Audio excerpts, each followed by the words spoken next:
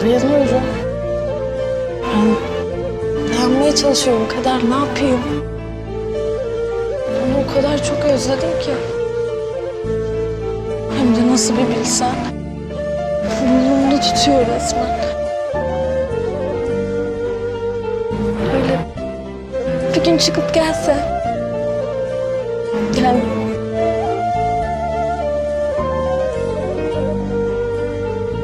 olmaz tabii ama hadi oldu diyelim. Çıkıp gelse ona öyle bir sarılırım ki.